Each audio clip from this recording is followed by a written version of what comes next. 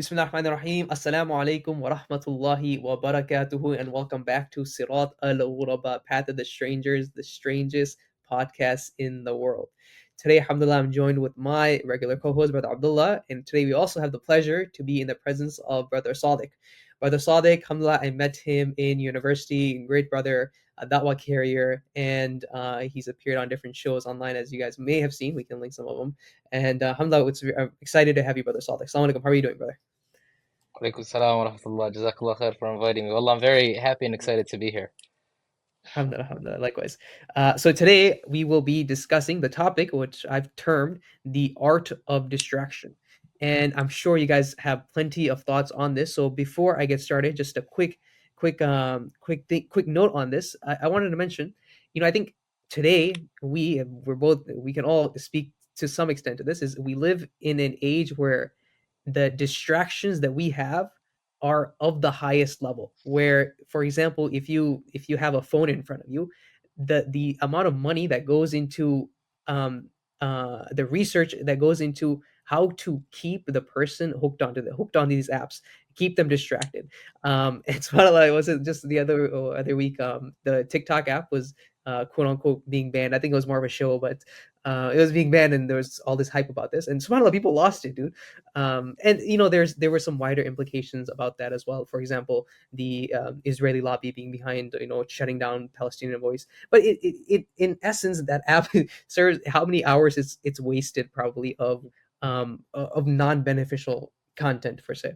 And I think I wanted to discuss this idea of how we as not just Muslims, so we in our individual level, but sort of on a societal level, are distracted through whatever means there are, not just our phones, through wider events on a community level, on a city level, on a national international level. So inshallah, I want to get that started. So maybe brothers, I want to ask, in your personal lives, what do you find that really distracts you, takes your attention away from what you rather should be doing?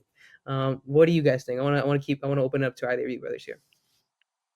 Yeah, inshallah. I'll just start us off. I just wanted to say, like, there's a lot of distraction, and there's an interesting thing that me and my friends, sometimes we do is that we ask each other what our screen time is. So on the iPhone or the Android, you can see, maybe we can do it later in the podcast, but you can see how many hours you spend every day on the phone, right? I would say right now the biggest distraction is probably the phone. But I think in the past, growing up, it was a lot of times, video games were a big one for us. Me and my brothers, growing up. Um, I think a part of that reason was because we were living in Chicago, and a lot of times when growing up around non-Muslims, our parents didn't want us to be involved with a lot of the things that non-Muslims did for obvious reasons. Dating, the culture of kind of being distracted with other things that are haram, partying, all these things, and it always was better for us as kids sometimes to focus on things that we could do inside the house, right? Like playing video games or watching TV or anime.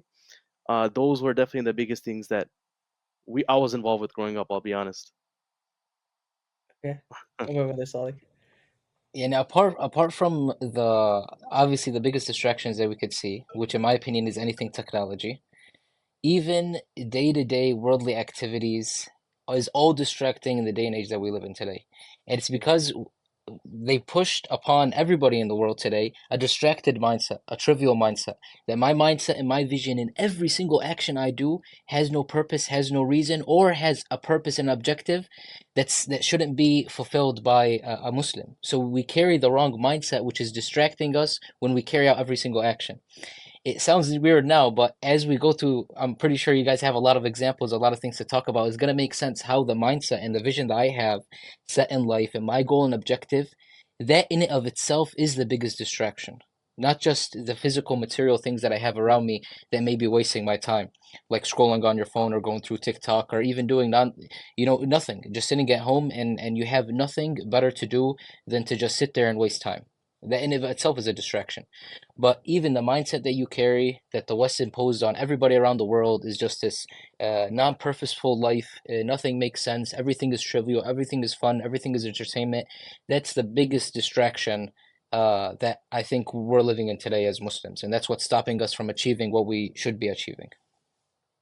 So Sadik, what you're sort of suggesting is even if technology was out of the question, even if these apps were out of the question, that it starts with the mindset that you have as a human, that you whatever way you want to go about life, whatever way of life you adopt, that's that's the basis of where these distractions come out of. That if that's not set, that's not clear to you as a Muslim, or even as a non-Muslim, that you're going to be distracted no matter what means you have of going about that.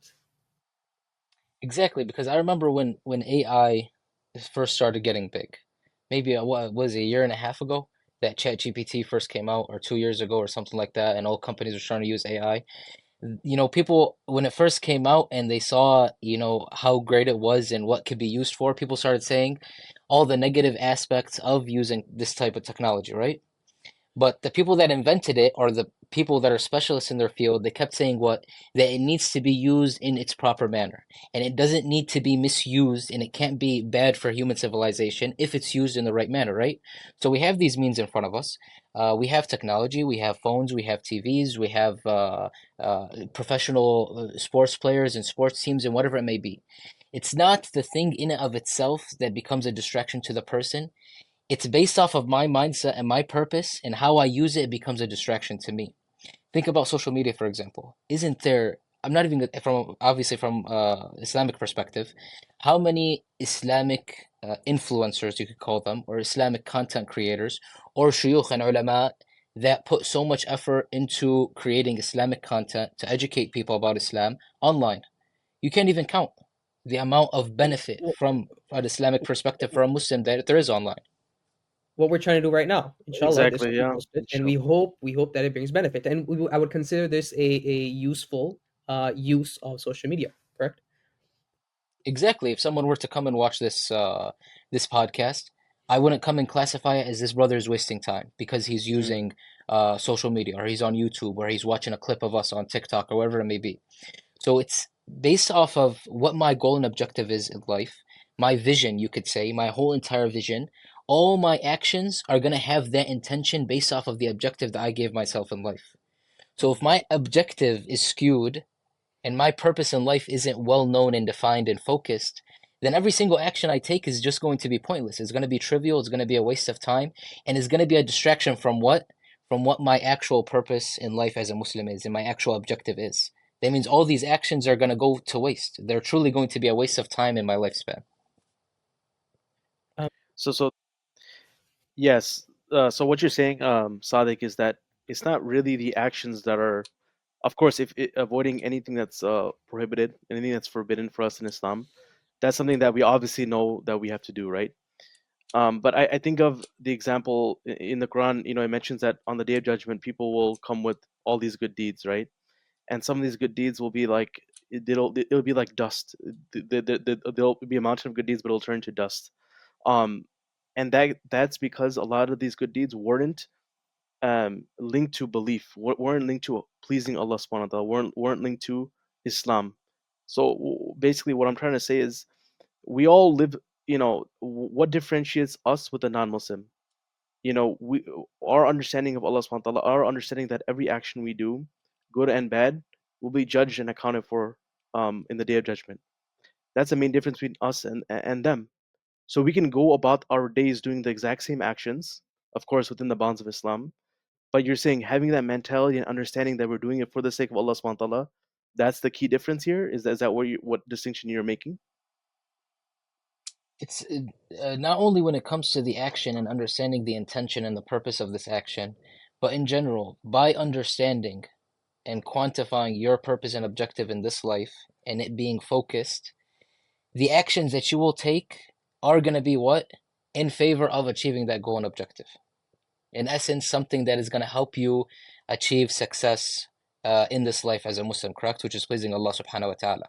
So if I understand this, that means every single action I take has to get me closer to that goal, get me closer to entering Jannah, get me closer to pleasing Allah subhanahu wa ta'ala, doing what is obligated, staying away from what is impermissible.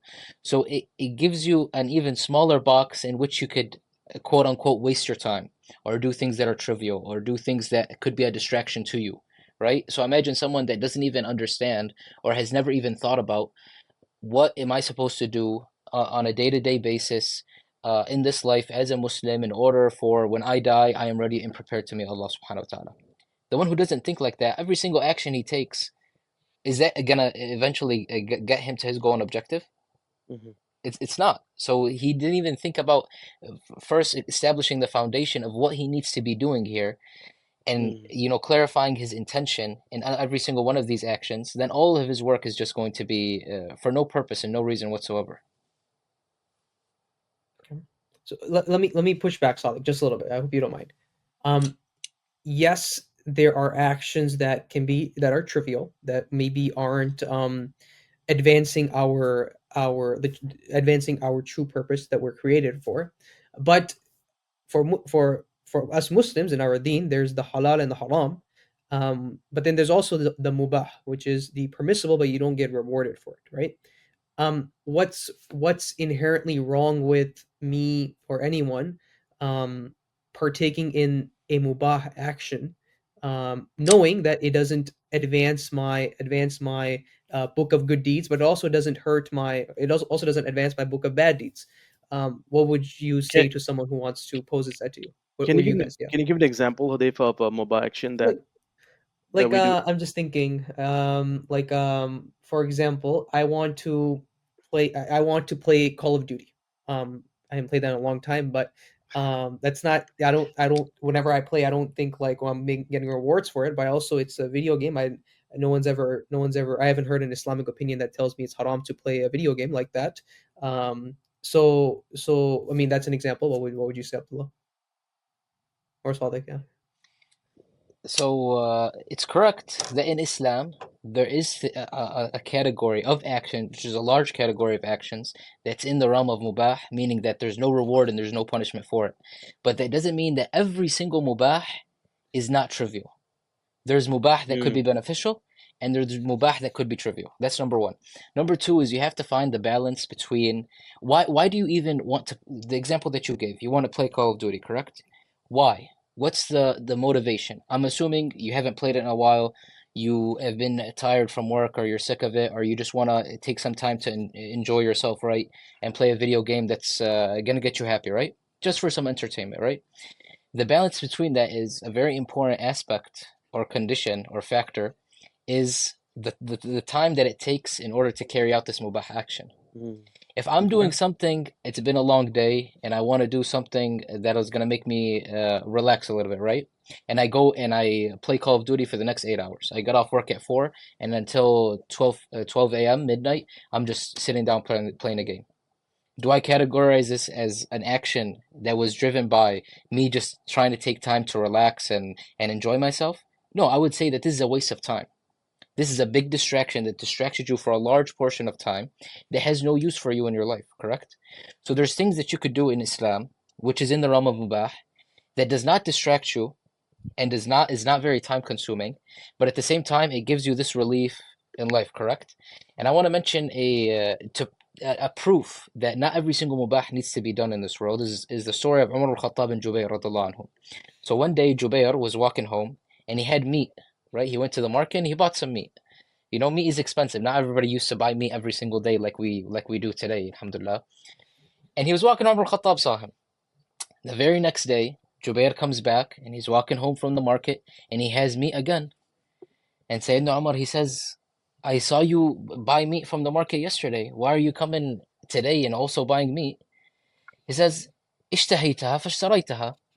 That I wanted it, so I purchased it. So Umar al-Khattab radiallahu anhu, he responds, he says, أو كلما اشتهيت اشتريت? Is it every time you desire something, you go and get it? Is it every Mm. time you desire something, you go and buy it? Life is about balance. It's not every single time that I want to do something, I go and do it. Every time that I want to buy something, I want to go and buy it. Although it's in the realm of mubah, correct? So why Mhm. did Umar al-Khattab radiallahu anhu come and tell Jubair that even if it's in the realm of mubah and he has the means and the wealth to go and purchase meat every day, even to a small, he didn't even waste his time. He enjoyed and desired to eat meat for dinner, and he went and purchased it. But Mm-hmm. no, in Islam, you have to understand that there has to be a balance in life, and you have to prioritize what is a priority and what is not a priority. Does this need to be done right now, or does it not need to be done right now? Mm-hmm. How much time do I actually need for myself? As a lot of Americans like to say, I need my own time, and I need time to relax and Self private care time. time. Self care Exactly. time. Yeah. And Self care self-care time days. could Sorry, be, So self care days. it could be, yeah, it could be a whole weekend. week Imagine two week days mhm. I have to sit down and relax and Mhm. drink coffee and watch TV and enjoy myself and not do anything. Just waste 48 hours sitting at home. That's what he needs. Is that what a Muslim, and is that how he organizes his life? Mhm. Yeah. Good. Good. Good. Good. Y- Abdullah, y- any take on this question about yeah, engaging in the mubah? yeah, there's a couple different paths I can go here, and maybe we can hit all of them. But if you look at the lives we live today and the way the Sahaba lived, and even the way that the people lived back then in the seventh century, of course, it was a very different life. People were preoccupied not necessarily with all these comforts of life like we have today. We have the best mattresses. We have warm. We have a central heating and central cooling. We're not preoccupied with the basic necessities of gathering food, of making sure that our of doing all these physical laborious tasks in order to ensure that we're fed, or we eat, or we live in luxury in a lot of ways, right? Even if you look at the masjid in Medina, the masjid of the Prophet sallallahu alaihi wasallam, it was outside. It didn't have a nice ornate chandelier. It didn't have all these things, that a nice carpet musalla that you can put your head down and you can take a nap in during itikaf, right? These things weren't there. And if and today, a lot of what we seek is comfort, and that's a separate topic in and of itself. But I think that's the issue, that you're kind of trying to draw a balance. Just because we can do something doesn't mean we should always do it. Doesn't mean that it's always good for us. We should be pushing ourselves in various aspects, um, and not always seeking the easy path for every single thing. Um, that's the first point I wanted to say. But I think that's kind of what you're leading us towards, right? That idea of pushing ourselves, right? And Yeah. also, you have a lot of people that come and tell you, if you're saying, okay, so I should limit myself in the realm of what Allah has made permissible for me, right? So he'll come and say, as long as I'm performing all my obligations and I'm staying away from major sins and I'm staying away from what is haram, then I have the right to use my time and utilize it in any way, shape, or form, correct? Hmm. Hmm. Again, it goes back to the mindset. The mindset that I have as a Muslim. Allah subhanahu wa ta'ala says, He says, وَفِي ذَلِكَ فَلْيَتَنَافَسِ الْمُتَنَافِسُونَ. And in that, in obeying Allah subhanahu wa ta'ala and gaining His pleasure and attaining His pleasure, the believers should compete in that. They should try to be better than one another. Rasul sallallahu alaihi wasallam, he used to say, if one of you asks for Jannah, he should ask for the highest level of Jannah. Not just to barely enter Jannah, the highest level of Jannah. So there is no limit. Some people come and say, and they will call you, you're being too strict, correct? Or you're being too extreme. You want to utilize every single hour of the day and you don't want to enjoy yourself. You don't want to have fun. You want to try and stay away from all the mubah, just afraid of might falling into haram. The response to that is, no, I want to attain the highest level of Jannah. It's a simple equation. The more good deeds I do, the more actions that I do that will get me closer to Allah subhanahu wa ta'ala, at the end of the day, the more reward that I'll get. So who is someone to come and say that, no, you're doing too much for the sake of Allah. You're doing too much to try and attain a higher level of Jannah. There is no limit. So even if someone utilizes every second of his day, and this is what the scholars in the past used to do. There was many scholars, by the way, they didn't even get married. Like, for example, Imam al-Nawawi, Shaykh al-Islam ibn Taymiyyah. Why didn't these scholars get married? He doesn't have time to get married. But he has this instinct inside of him, correct? As every human being has. But he prioritized his life that when it comes to seeking knowledge and understanding the deen of Allah subhanahu wa ta'ala and benefiting the ummah with this knowledge, it is more important use of my time than even going and fulfilling a personal intrinsic need that I have. He had no time. And the best example, and I heard this from someone recently, he says the best example of time management you could ever find is one of the scholars in the past. that when he used to be asked if Yawm al-Qiyamah was tomorrow, is there anything else that you could do in your day? He says no. His Mm, schedule is booked every minute of the day. His schedule, he has no time. Either he's writing a book, or he is reading and understanding, or he is giving a halaqah, or he is traveling to go and meet a certain scholar that's in a far land to go and gain knowledge that he does not have. Whatever it may be, he has no second in the day to waste. Isn't that strict and extreme? No, لأنه that brother, he understands. That alim, that sheikh, that mujtahid, he understands that he wants to attain the highest level of Jannah, and that's what it takes to achieve that. Yeah, yeah, and not to say I disagree with you at all, Saldik, but I came across a video the other day, and it was a guy asking people around. He's like, if you knew tomorrow was your last day, what would you spend today doing? And that's very similar to the question, as the example you were saying about the scholars and the shiuch in the past, acting like a day of judgment was tomorrow. And I mean, death. It's not like a death you have anything after that. It's you go into your grave, and then next thing you might know is you're at the day of judgment, and that's when you're being held accountable for everything you did in your life.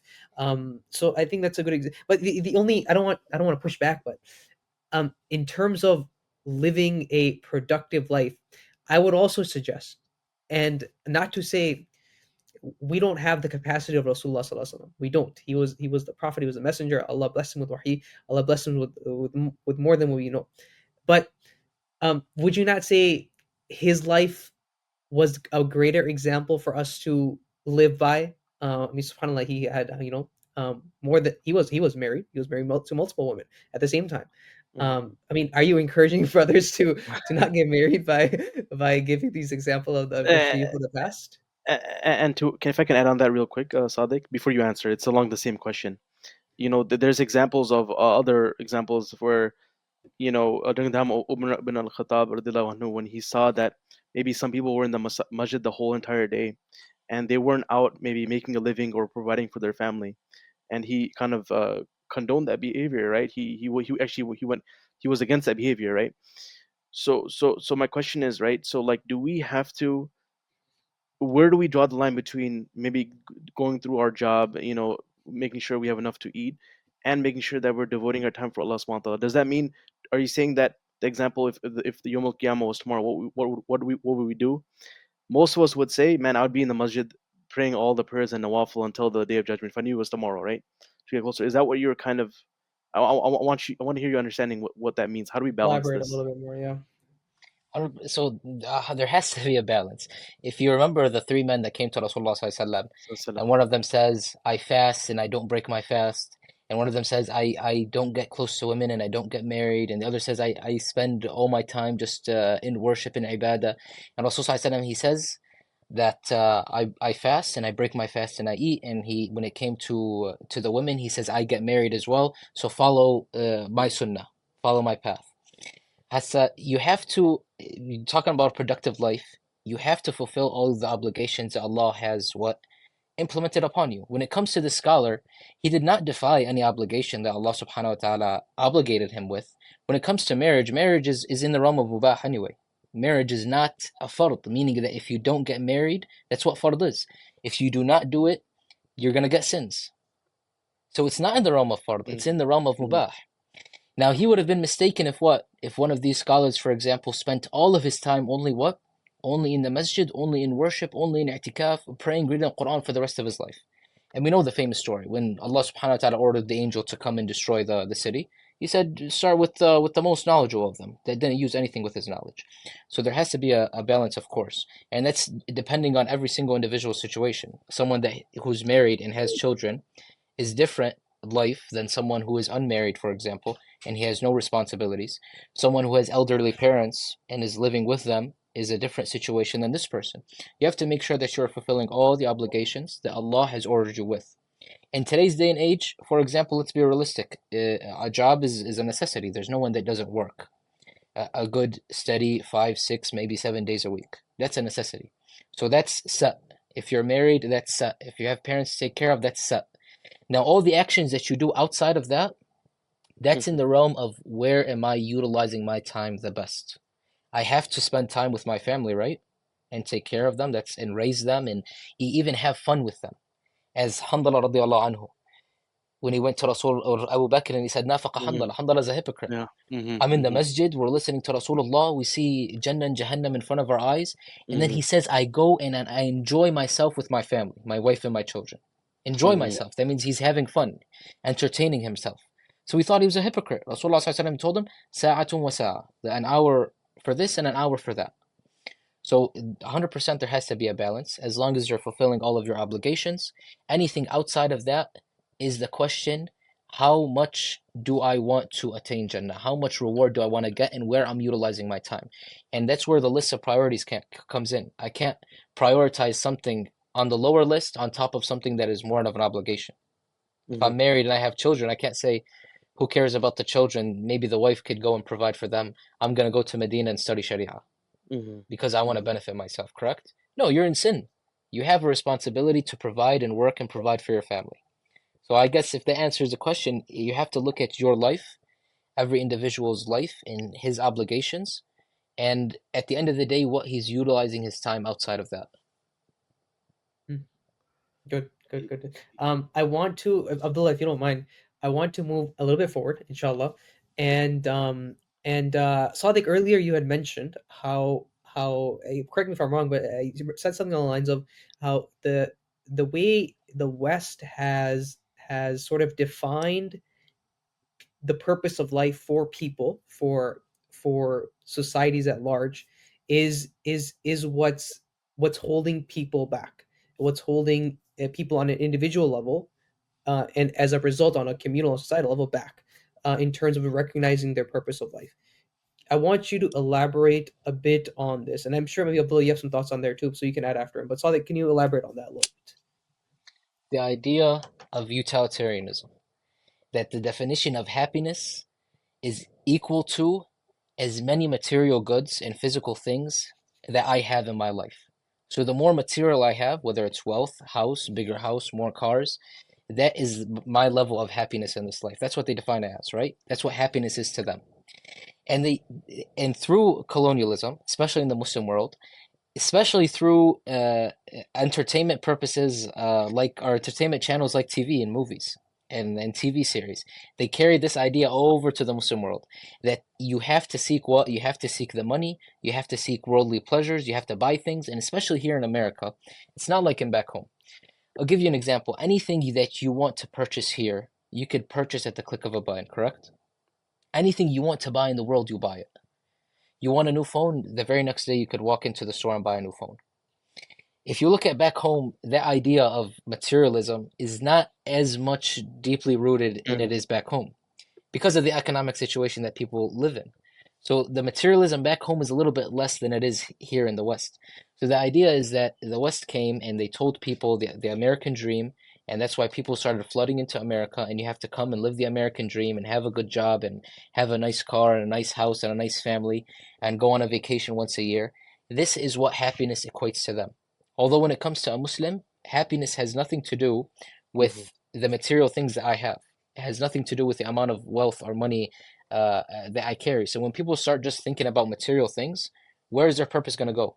If I don't fulfill these material things, if I don't get a certain salary in life, then I'm going to be upset. I'm not going to be happy. I'm not going to have fulfilled the definition of success that people have defined in today's day and age.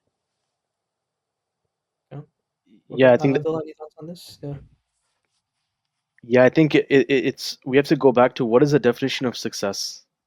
Every society has a definition of what a successful person is in in that system, right? In like you mentioned in this system, it's how much material do you have? How many square feet is your house? How many cars do you have? How many Lambos do you have? Bugatti? I mean, most people don't have Bugattis, but Corvette, whatever, right?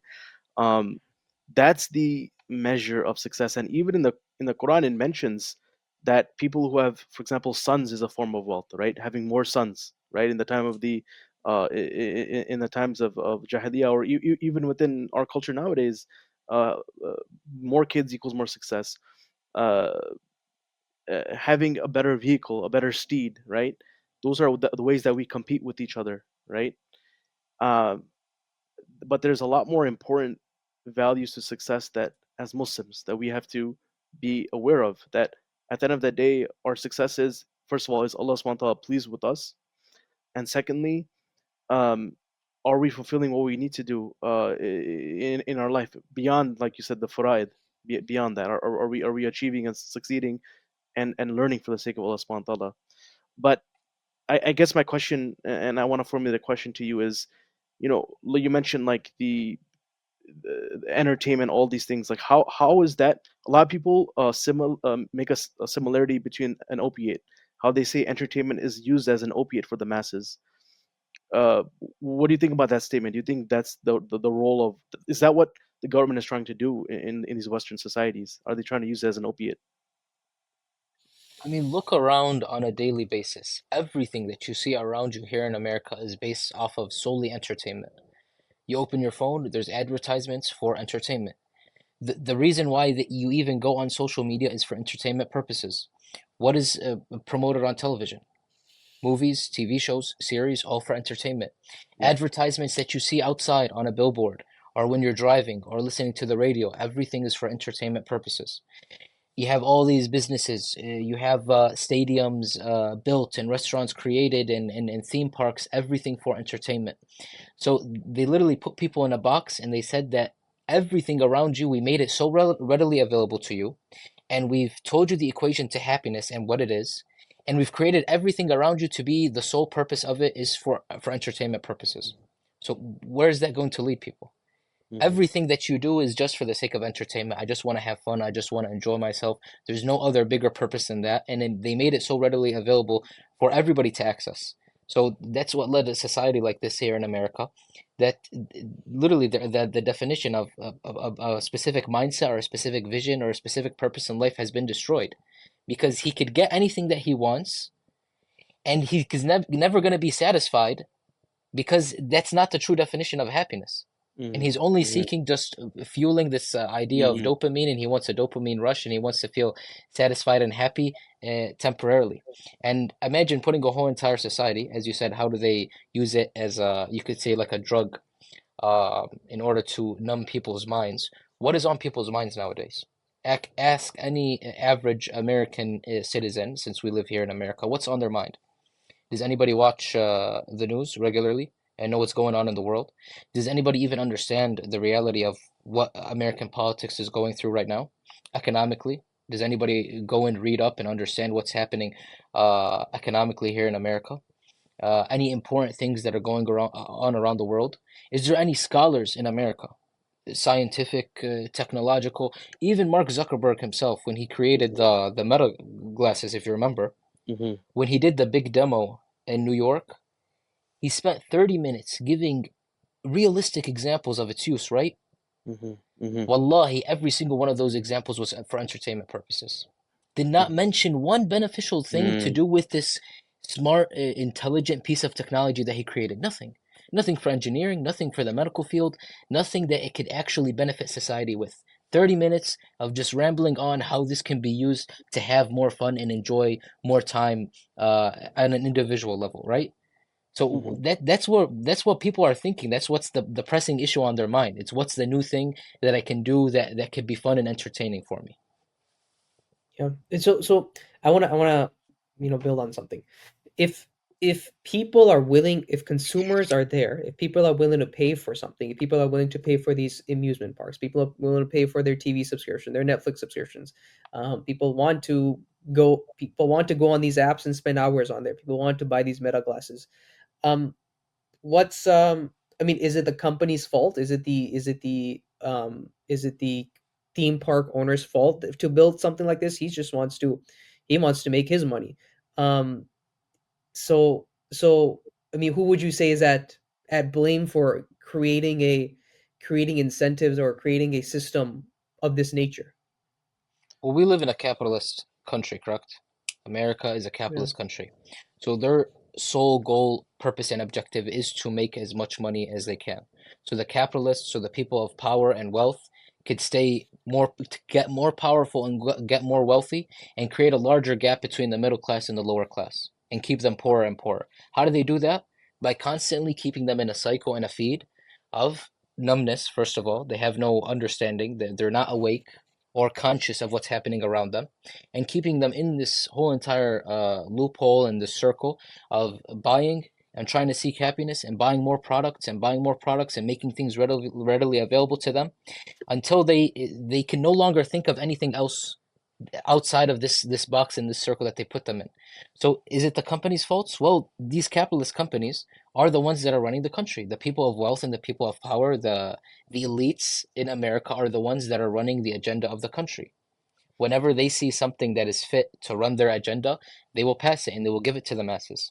Whether it's a physical product or whether it may be an idea that they may pass through TV shows and through Hollywood and through music or whatever it may be. So it's the system that's at fault. It's the system that wants people to live a lifestyle like this so Hmm. they could continue getting wealthier and more powerful while those people are getting more numb and more brainwashed, as time goes by. Yeah, to add on to that, Sadik, I think the system is a system that inherently, the system of capitalism inherently utilizes exploitation. So, Hudayfa, you mentioned, is this something that we can blame the companies for? Well, if you look at these companies, Meta, Facebook, if you look at even TikTok, a lot of these social media applications, they figured out how to exploit the human brain, to Keep rush them to on the app the keep them on longest. the app, get the dopamine rush, get that, get that, that quick attention seeking, approval, the validation from others, right? And if you look at even the companies, they even have a different viewpoint on what should be shown and what should not be shown. For example, companies will use in the advertisements, they'll use a woman, for example. They'll use women maybe dressed immodestly, dressed in a way that's very provocative to get people's eyes on it. So anything that can get more eyes, can get more conversion into sales, can get make more money equals good in the system. Whereas in Islam, it's not. We don't just everything is not just for profit. The human being, how they are, is kept in mind, and we dignify the women. Islam dignifies women because it's not something that utilizes women as just a prop for sales, as a prop for the male ego, a prop for status. So you can see how the exploitation occurs, on a mass scale, and that affects us individually. And as well, if I could The add, Mhm. what sector of employees you could say in America makes the most money? Corporate elite. The sales It's sector, right? sector of employees, not even sector of field or type of companies. I'm saying employees. What kind of employees make the most money in what sector? In the entertainment Techno field. entertainment. Yep. Hmm. Entertainment field, people aren't even close to that. The highest paid software engineer in America will never make anywhere close to what a professional basketball player is making. You have No, professional no. sports, you have artists, meaning singers, and you have actors. And then they created a new category now that anybody could become and join, which is the social media influencer all of a sudden. And I Hmm. want to go back to the trivial idea of this because it connects to it. How trivial this person is. In Arabic, it's called tafih. Trivial doesn't even compare to the word tafih. Tafih mean his life is nonsense. This person is nonsense. He's pathetic. He has no value. Someone to come and film his daily life, and he wakes up and this is what we do, and we cook food and this is my job, and he has millions of people following him, right? Yeah, And yeah, he's subhanallah. making hundreds of thousands of dollars. People showing up because they have a skill of memorizing a few lines and showing up in front of camera. Hmm. All Hmm. of a sudden, they make millions of dollars, and they've raised them on a higher pedestal. All of a sudden, they're Hmm. better than the mass majority of all of society. You're a professional athlete. You've achieved something that nobody could achieve. All of a sudden, if you walk down the street, everybody wants to talk to you. Everybody wants a Hmm. picture or an autograph. So Hmm. that's where all the money is being put. That's where they put all their money, and those are the people in the entertainment sector that are making the most money. And I'm talking about individuals, not corporations or companies. Hmm.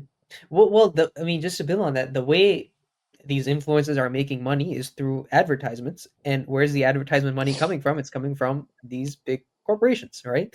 Hmm. I mean, it's not if you don't attract attention on your platform, or on your content, then you're not going to make any advertiser money. You're not going to get any brand deals. You're not going to get, so it's all playing to the system. So I mean, it doesn't at all contradict what you're saying. The thing I wanted to build upon was, something you guys said earlier. People, yes, people will have this materialistic outlook on life. People will spend money, people will earn money, people will work hard to earn money, and then people will spend it on, as we said, trivial things. Whether that's video games, whether that's going to concerts, whether that's going to basketball games, whether that's whatever, theme parks, whatever. But as much as you work to acquire this car, you work to acquire a big house, people will everyone will come to a realization that this is not my purpose of life. And as soon as someone starts to think that way, if they would stay on that thought, then they would have some sort of reflection. But the way this system is set up, the way so much is readily around us, we distract ourselves immediately. As soon as we start having a some sort of deep reflection on what the purpose of my life might be, which is, as we discussed, not utilitarianism, not just seeking the next best thing, not just seeking to acquire more things. As soon as you start to realize there might be more to my Mm-hmm. existence, you distract yourself with something else. You turn on the next Netflix show. You go, these vertical scrolling apps. The way there's science behind this. The way you Mm-hmm. vertically scroll things, that's a huge rush of dopamine. Every single video that excites you, every single video that hits your visual receptors, right? And then not just that, think about the alcohol industry. Think about all the since in the recently the last decade, how many marijuana dispensaries came about, right? Just on your local street, everyone's vaping, right?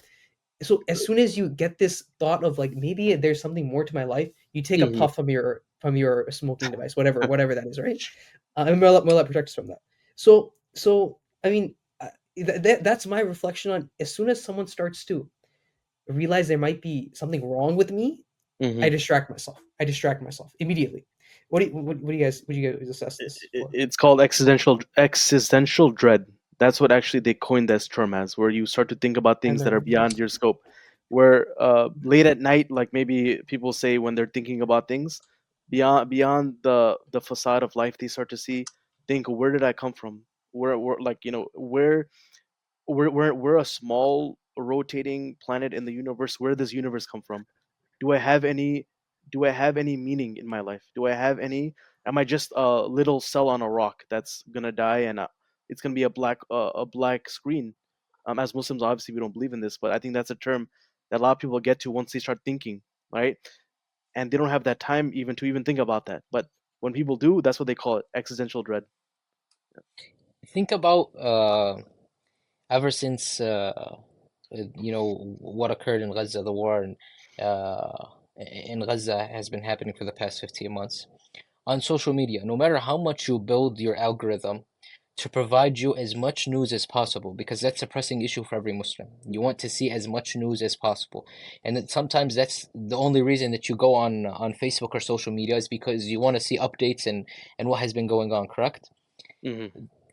Even then, no matter how much you train the algorithm that this is what you want to see, they will slowly sneak in a funny, entertaining video right after seeing what? Right after seeing a father burying his three children and his wife and his brother and his grandfather all in a collective grave, and he's screaming to the whole entire ummah to move, and nobody is supporting them or caring about them. The very next video that you see is someone laughing, someone making a joke, someone being absolutely pathetic online just so people could give him views and give him money. So imagine Hmm. that. And even a personal example, I'm in a group in a group chat from brothers back home, all over the Muslim world. So always, at least once a day, there has to be a long conversation about something Islamic, Islamic political. A lot of politics are talked about in there, and a lot of people back home, especially young men, they're really involved in soccer and following Hmm. along on soccer teams and players and all those things. So you will have a heated Islamic discussion on a very important issue, and it will be amazing.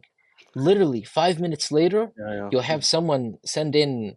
a photo and saying, "Oh, this team won and this team lost." Next thing, the conversation will turn 180 degrees and start talking about soccer all of a sudden. Nothing to do with it. Mm-hmm. And he was, and if you were to see every single one of them in person, he was sweating and he was getting angry and he was sending messages and he was looking for evidence. Very next moment, all of a sudden, shifted the whole entire conversation.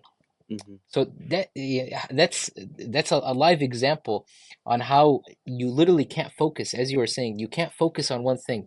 The moment you're trying to be productive, trying to do something beneficial, a tiny little distraction comes in your brain, and we're so weak nowadays. We don't even have the brain capacity to push any small distraction away and stay focused. That literally it drives you off track, and for the next 2 3 hours, maybe even days and weeks, you forget about the important beneficial thing that you were doing, or following up on the news, or reading a certain book. Yeah. Subhanallah, Really quickly, Abdullah. Um, and not to and not at all to say, at least from my end, I'm better than these people that I don't distract myself. I mean, unfortunately, I've had my fair share of who's the LeBron versus Jordan debates, and you think about you have those, and you have these heated yeah. discussions with Mm-hmm. brothers, unfortunately, and then you realize afterwards, I was like, man, that really. What was the point of that? What was the point of Yeah. me discussing between these two individuals who's the better basketball player of all time? And we're all victim, unfortunately, maybe some more than others, to a level of distraction that we need to reflect on. Is this, what am I doing? What am I doing? Is this Mm-hmm. what my conversation should be about? Is this what my focus? Is this what the conversation with other brothers, other Muslim brothers, should be about? And it's something for us to reflect upon. Abdullah, you're going to say something. Go ahead. No, no. I think that you brought up a really good point. Like we need to have empathy because we're a victim to this exploitation as well, and we obviously this is a reminder for ourselves first and foremost as we talk about this.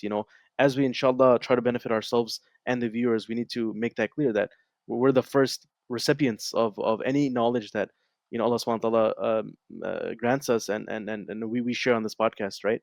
So you mentioned Gaza, Sadik, and if I remember correctly, in the Super Bowl of last year, there was a lot during the Super Bowl of last year. Uh, the whole nation, the whole Western nation, all eyes were on the Super Bowl, and at that time, Israel This is carried. Yeah, yeah, Hudayfa. But just by the way, for maybe any of our abroad viewers, this is literally the biggest sporting event in America. I mean, the amount of people's eyes on there, the amount of advertisers, amount of money that people spend on just a 30-second advertisement, so many eyes on this.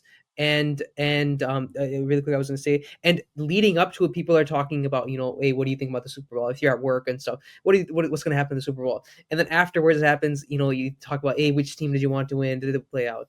So Abdullah, go ahead. I think you're gonna make a point about that, right? Yeah, yeah, great points. Like you mentioned, everyone's eyes were on it. The whole world, especially the Western world, eyes are on it.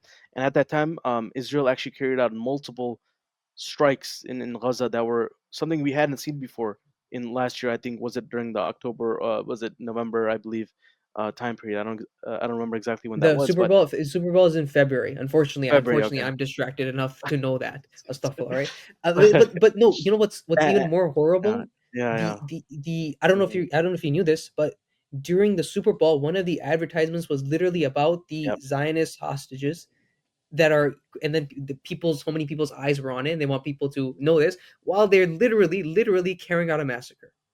Yep. And Yep. wasn't it termed like the Super Bowl massacre or something? Astaghfirullah. I'm trying to remember the yeah. So it was called Super Bowl Massacre. They knew everyone would be distracted by that, and like you said, they even had an ad, basically for the military. I think it was the IDF actually. They had an ad for them, and I think they had a hashtag. It said "Bring all dads back home." All dads are fighting the IDF forces. Bring them back home. I think that was the ad that That's they what had it during the was. Super Yeah. Bowl. So it's utilized as a tool by the state to this distraction to carry out horrendous crimes, and a lot of times we fall victim to not noticing, right? Even if it's not a distraction that literally removes your eyes from, for example, following up on what's happening or seeing the massacre, but even feeling remorse or thinking about it during this time span. Like you said, Hudayfa, this is your main focus of what you're thinking about before the Super Bowl in a few days, during the event, after the event. So during this time period, whatever happens around the world, sure, I may see a news flash on my phone and say, "Oh, Mhm. ya Allah, they did another massacre, killed this bunch of people," but that's not where my mind is right now.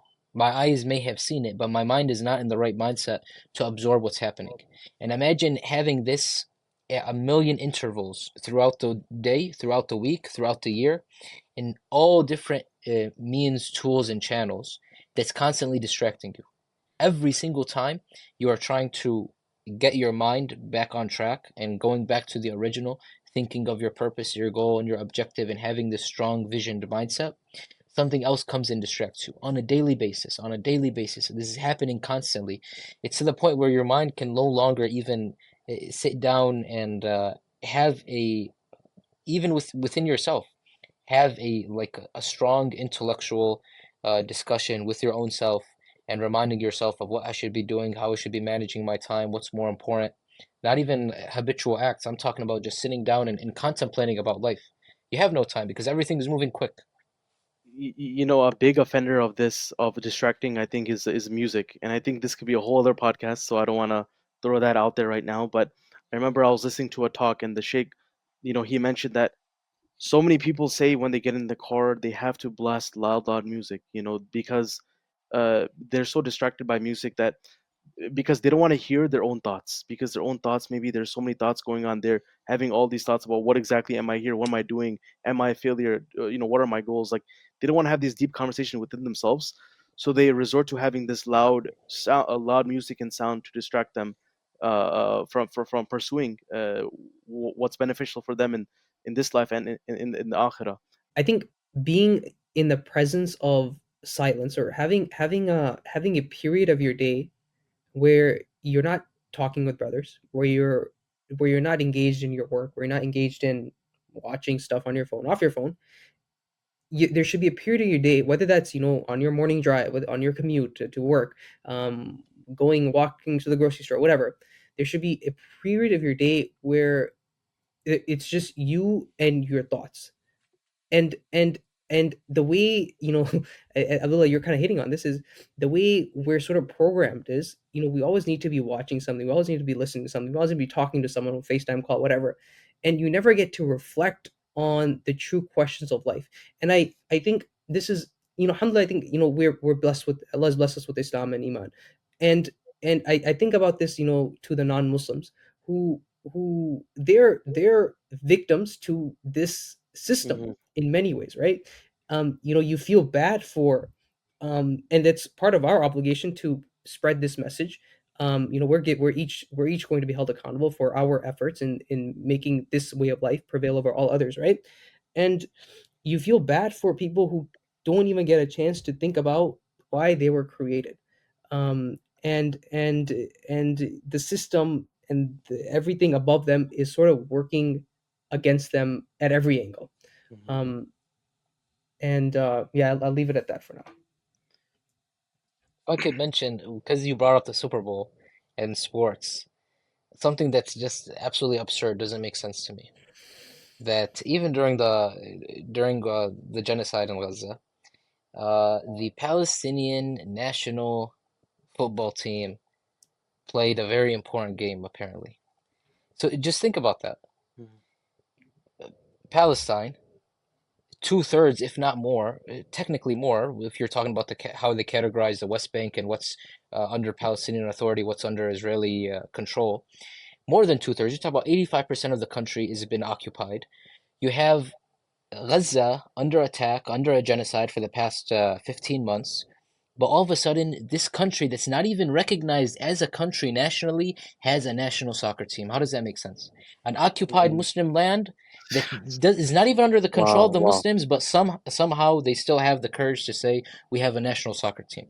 And people still somehow have the audacity to come and watch it and promote this activity, and people even have the audacity to come and join this. Instead of acknowledging and saying that our land has been lost, the land that was under the hands of the Muslims for over 1,000 years has now been gone. A blessed land that Allah subhanahu wa ta'ala has blessed, and Muslims are being murdered and killed. But I'm going to go and join as a sense of nationalism and Mm, mm, patriotism my mm. national soccer team, correct? And I'm going to follow along and I'm going to cheer whenever they're going to win, correct? It's that's to the point of how distracted our minds have become that we don't even think of that as a problem. It's no problem. Occupied Land has a national football team, and we encourage them whenever they're having an international match. Correct? That's how distracted we are that we don't even see this as a problem. Mm. Yeah. Just a But very minor side point before Abdullah you go is I actually don't want our message of this podcast to be to it's because we're talking the discussion of these soccer and Super Bowl. I don't want our message to be not for individuals to engage in some sort of sport and exercise activity because I think sports as a thing you partake in is actually a very good thing for you and your health. It keeps your mind sharp and it keeps your body healthy, which are both important for Muslims. So I don't want and I know we're not saying that at all. We're sort of talking about the wider implications of the entertainment side of these sports events. That's what the that's what the that's where complications on the societal level occur, where it's just that's the talk of the town. That's the mhm, talk between the friends. That's the talk between the group chats. Even more serious, more what should be serious group chats of discussing the political affairs of the ummah. Um, and the message we want to be is there's this almost curated art of distraction. This will, inshallah, the title of our topic is there's this art of distraction, and it's not the yes, it's yes, the society at large and each individual sort of mhm, has a responsibility on their individual engagements and what they pay their attention to, but there's also a system wide corruption or system wide problem that exists that we need to address. I don't know if you guys agree or disagree with me. I agree with you completely. It's not about the action, for example, sports, me participating in this action and doing it, if it's in the realm of mubah, let's say again, you're not making anything, doing anything that's haram. Number two, it's not distracting you from the obligations that you need to fulfill. There's nothing wrong with that. But when it comes, mhm. I have maybe a weird opinion. What do they call it?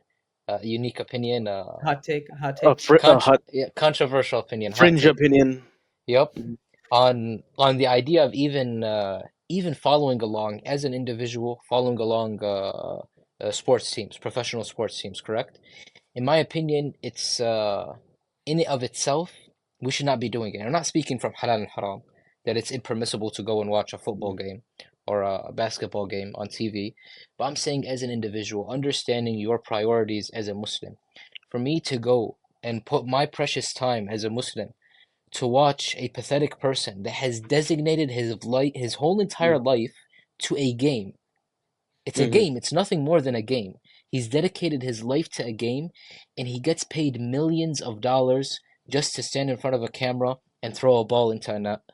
And I'm mhm, sitting down and I'm giving him, because how are they making money? They're making money from advertisements. They're making money from viewers. They're making money from promoting their brands, every player's brand, every player's shoe and his clothing and his jerseys and all these things. And they pour billions of dollars into this industry just for people to sit down and look at ridiculous, trivial, pathetic people come and play a game. So even if people may think it's controversial, I don't think that's even worthy of your time as a Muslim. mhm, You have far more superior things that you should be doing than wasting your time on somebody as pathetic as that. Even if he is Muslim, in my opinion.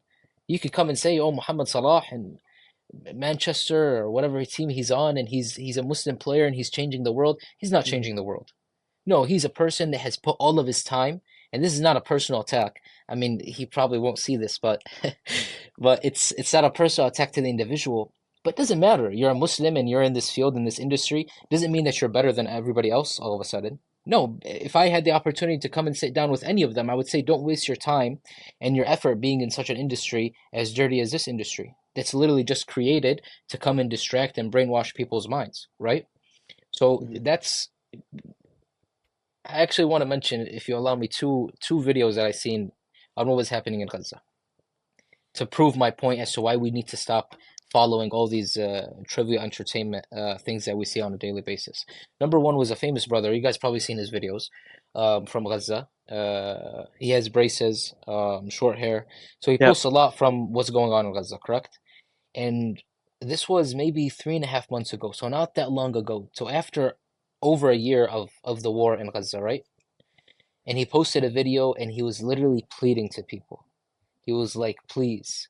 And he got pretty upset and pretty angry. He says, don't post your daily life or whatever fun things and what does it call it, comforting things that you have in your life. Don't post it on social media. Hmm. He says, I we still have social media in Gaza. He's saying we still have social media and we still open it and we still see what people are doing. And he says, when you're posting that you went to this restaurant and you're playing this game and you're hanging out with these people and you went on this vacation, how does that make us feel? He says the Mm. very least that you could do to the people of Gaza is not post your public life on social media and Mm. online Wow. because Wow. you understand what they're going through. And another brother after that, he posted a video outside of Gaza. I think he lives in Saudi or UAE, somewhere from over there. And he posted a video. He said, "This is a message to every single entertainer, every single content creator."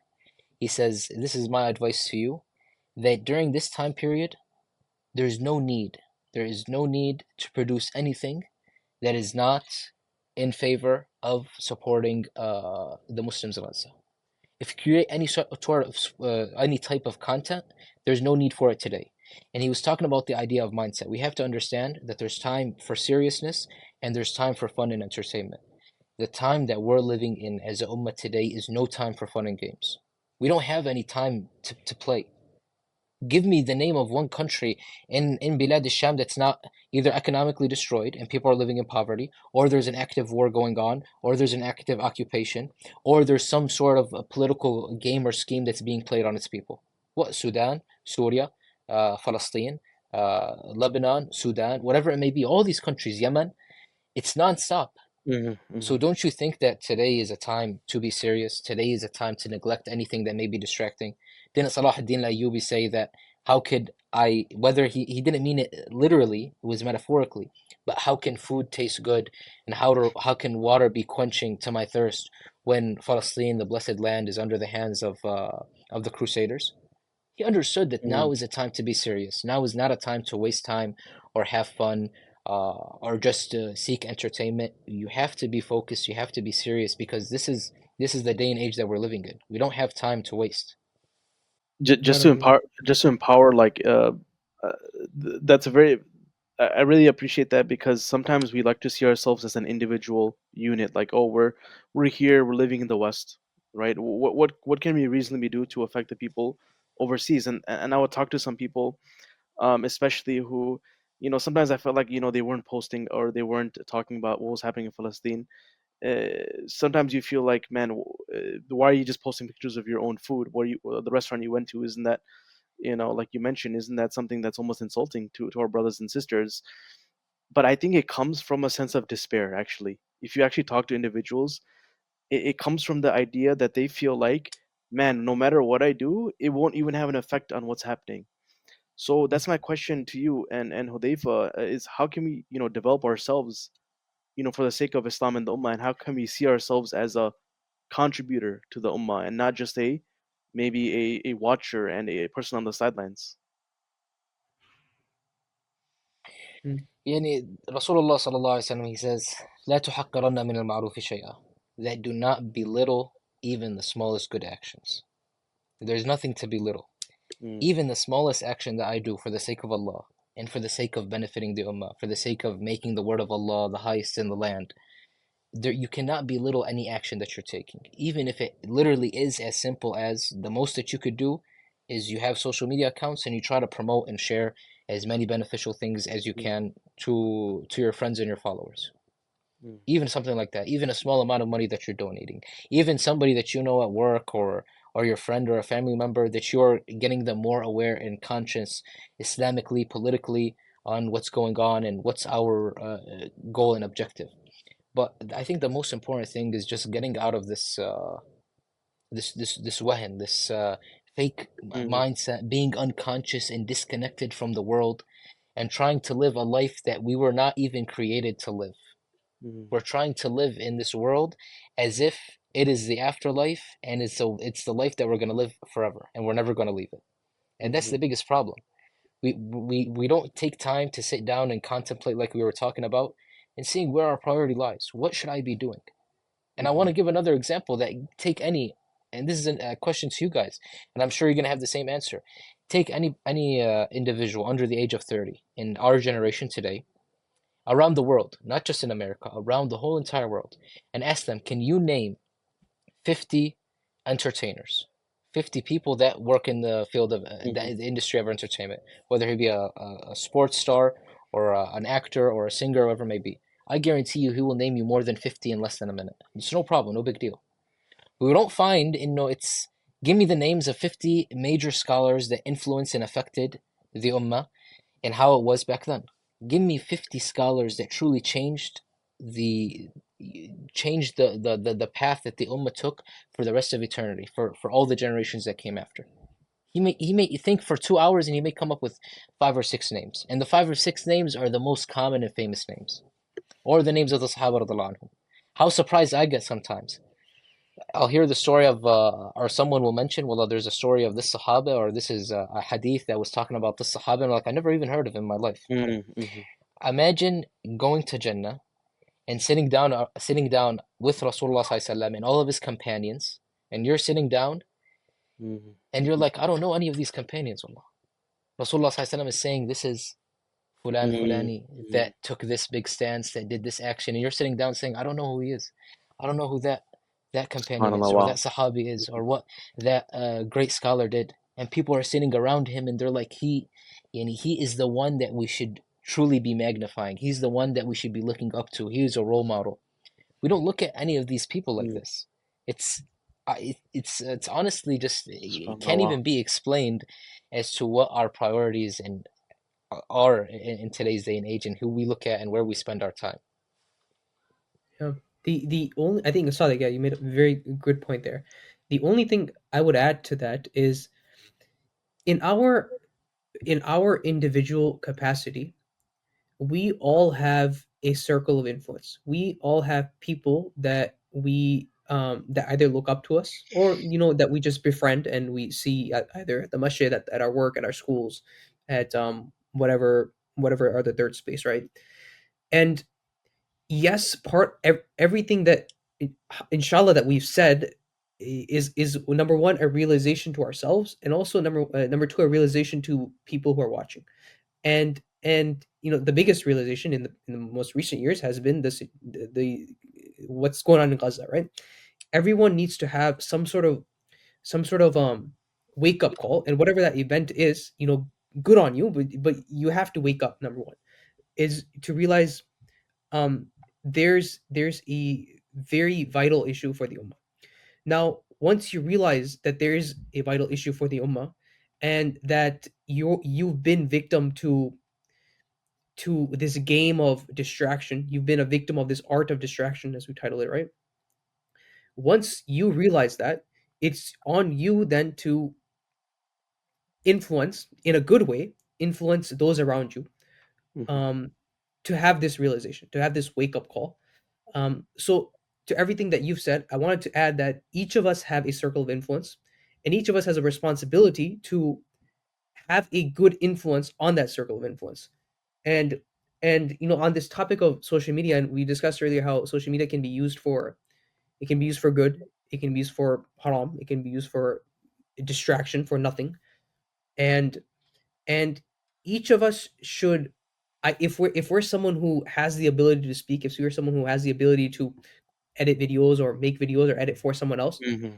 we should all do that. We should all have that as part of our responsibilities to make this message, not just the, yes, the message of Islam clear, but also the message of, we need as a society, we need to change.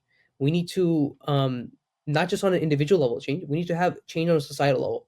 And and alhamdulillah, social media, I think, is a great means in today's age, because everyone's on it, because you can make an impact there. You can make an impact as an individual. This sort of impact, on a global level, how was that possible, just a few hundred years back? People didn't have this ability of going on TV, and if that was restricted to certain people. Now that sort of that means is available to everyone on an individual level, and we should and not I know people get on this like you can get these social media scholars. I'm not saying we should be social media scholars at all. Mm-hmm. I think Mm-hmm. there's a time where there's a person for that who can give you the, for example, the fiqh rulings on different things. But the message of Islam is simple, and the message of change as from Islam is also simple. And we just have to realize that the tools we've been given, tools that we have, should be utilized for good, and the distraction that's around us should it should be suppressed to a level where it's not messing with your priorities, and the priorities are clear for us. And if they're not clear for us, they should we should make them clear for ourselves. So the thing I want to make clear here is we should all take that as a responsibility for on each of us to have that good influence for others. And the uh, hadith comes to mind is that you're on the religion of your best friend, right? We both, I don't know the Arabic unfortunately, but um or arajulu ala dini khalili, is that right? So I'll Yeah. take, correct me if I'm wrong. The man is on the deen of his best Best friend, of his best friend, khalil. yeah. Yeah, Mm-hmm. not just his friend, his best friend. So we all have friends. We all have best friends. And if one of us comes to a realization of goodness, we should immediately spread that to others. Mm. So I wanted to emphasize this point of having good influence on each of our parts. Yeah, I think that's a very important. I think that's a very important point because we can't. This is not an effort that we can do just by ourselves, right? And it's a collective effort. Part of the reason why this podcast exists, part of the reason why there's many other podcasts is not because we're trying to uh, disprove Muslim brothers and sisters, but in fact we're trying to, inshallah, elevate ourselves and also the people around us, like you mentioned, Hudayfa. And if you look at the example of how this message was spread, Rasulullah Sallallahu Alaihi Wasallam spread this message to the empires and every nation and tribe on to the whole of mankind without anything besides letters and horseback and camels and we have the power of getting messages across in an instant, and that's something that we have today. And just kind of even the previous conversation we're having is that how can we utilize these things for our benefit? How can we as Muslims develop ourselves? And why are we always relying on Mark Zuckerberg and all these other people to have social media platforms? How come we don't have our own social media platforms? How come we don't have our own systems where we get on our own platforms, our own talk shows, our own news networks, our own ways to give the message to all of mankind, right? That's how we should be how we should be developing, inshallah. That's something that I've been thinking about recently. If I could add something to go back to the original topic that we were talking about, which is distractions. And then we came to the question that Abdullah asked is what's like practical steps that people could take to stop becoming helpless and see that there's benefit in the actions that they're taking. Practically, we want practical steps is how we could break the chains of this brainwashed, entertained world that we live in. Your actions have to become habitual just as much as your distracted and time wasted actions are habitual. Mm, Just like it's a habit for me to scroll through my phone, just like it's a habit for me to turn on the TV or just sit down, lay in bed, and do nothing. It has to become a habit to do the better actions, correct? So you have to make it a habit, first of all, that you're completing all of the obligations that you have. mm, You shouldn't be someone that's trying to change his life and be more focused and time managed and utilize his time better for the hereafter when he's not even, for example, completing his 5 prayers. No, you have an obligation, a priority that you should be taking care of. But for somebody that is, alhamdulillah, fulfilling all of these things, but and wants to get to that level where the biggest and most pressing issue on his mind is what more could I do to please Allah? What more could I do to attain a higher mm, level in Jannah? Is these actions need to become habitual. It needs to mm, become habitual, the idea of reading the Quran, reading Islamic studies, reading books, learning in any field that may benefit the ummah. It needs to become a habit, for example, and even on the simplest things. It needs to become a habit that you're, for example, you're fasting Mondays and Thursdays. It needs to become a habit even to the point where you start utilizing, for example, small examples, but it could be relevant, utilizing the Hijri calendar instead of the calendar that Mm. we use, correct? It's Gregorian. always on Yep. your mind. Yet you're thinking within the Hijri calendar. That's because Mm. those are the timestamps as a Muslim throughout the year. Those are the timestamps you go through every single month, every single day. So it becomes part of your whole entire life. You can't expect someone to come and say, all of a sudden, I'm going to stop using social media. And this is what I'm sure all of us have done, or many people around the world have done. They come to this realization one day and they wake up and they say, I'm going to delete everything. And they go through Yep. their phone, they delete all social media. 1 week later, everything's back Mhm. because it's impossible to be consistent in that manner. No way. Or downloading an app that shuts down your apps, right? It does a time limit on your apps. I've tried that and it worked maybe for 3 4 days. Then after that, I just delete the app, and then But everything goes Yeah, back yeah, to yeah. normal. Oh yeah. So so I it's like those apps, Or but or there's a balance for sure. you keep on clicking 15 minutes more, 15 minutes more. Yeah. exactly, Break but you down. have to be prepared. You have to be prepared before you even take this action. Mm. If I don't sit down and prepare myself and try to create a better character out of myself, have a more focused mindset and vision, then whatever I do is just going to keep failing. You know what I mean? It's just like an addict. I mean, you can't expect someone that's been on, Mm. hardcore drugs for 15 years to come one day and stop. His body's going to refuse. Mm. Likewise, first of all, he has to acknowledge that he's in the wrong, acknowledge he can't be in denial. He has to go through withdrawal symptoms. It has to be slow and consistent, most importantly, and eventually he'll reach that, that level where he doesn't even rely on these drugs anymore because what we're consuming online is a drug. It's a Mhm. drug that's influencing our brain, that's releasing dopamine and keeping us hooked on it. Likewise, you have to be consistent, it has to become habits, and it starts with understanding the problem and then truly working on a consistent solution to remove all these distractions and being a more focused and beneficial Muslim for yourself and the people around you. Yeah, good. I want to make one last point, inshallah. But by the way, on the topic of Hijri calendar, I thought that was actually a very very interesting example. Also, just to for our viewers, inshallah, and maybe if you guys haven't done that, on Google Calendar, you can enable Hijri calendar, and it'll show you right on top of right on top of your like regular dates, Monday through Sunday, the date. It'll show the Hijri calendar date above it. So just a very practical, small thing that people can start to do, and you can Mhm. also do like lunar phases on there, and you'll start to get better at identifying, the moon based on when you look at it. Hey, what day of the month on the Islamic calendar it is. Good. Is that an I want advertisement to. for Google Calendar? It's not an advertisement for Google Calendar, but They're it not is an sponsoring us, advertisement okay? for. It is an advertisement for being more intentional with your time, and that was the other point I was going to make was, practically we all have 24 hours in a day, we have 7 days in a week, and I don't get any extra. You don't get any extra than as compared to everyone else. But there is, for us as Muslimin, there is this concept of barakah. There is more barakah in the time that is spent for the sake of Allah, and and I'm sure you guys have days where, subhanallah, you accomplish so much. You accomplish so much. And then you have days where you're like, where did my Mhm. 10 hours go? Where did my waking hours go? Um and that starts with being a bit more intentional with your time and having.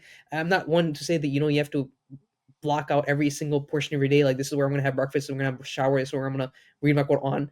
I think if you're someone who likes that, sure, go ahead. But the concept of being intentional with your time is still there. Is like you should know, hey, this is the task I need to accomplish today. Mhm. These are the tasks I need to accomplish today, and these are the tasks I'm going to accomplish tomorrow, inshallah. If Allah allows me to live to see the next day, inshallah. The and a very very small practical thing I think every Muslim should do, and I try to emphasize this to my circle of influence, is take advantage of your morning. And this is not my recommendation. This is the recommendation of Rasulullah Sallallahu Alaihi Wasallam, is take advantage of those morning hours. There's barakah in those hours. Mhm. You wake up early for Fajr, and alhamdulillah, first, okay, yes, number one obligation for you to pray Fajr. But after that, even and I suggest having a few hours before your school day, before your work day, you'll realize that time, if you unless you distract yourself with your phone, and I think your phone should be out of the question in the morning. You realize you have these hours and you need to fill that with something.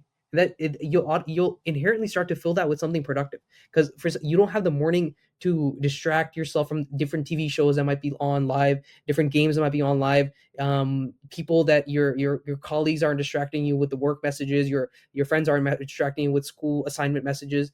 These are times where you can really focus on something really beneficial for your akhirah. And that's something I think I try my best to follow, and I think others on a if they don't already do that, I think 100% should be doing.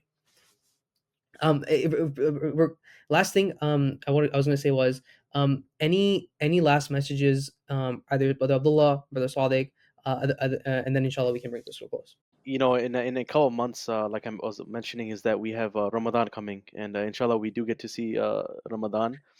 But it's a perfect opportunity for us to remove ourselves and disconnect with all the distractions that we built up over the past year, all the bad habits, and inshallah connect with Allah subhanahu wa ta'ala, and form those good habits.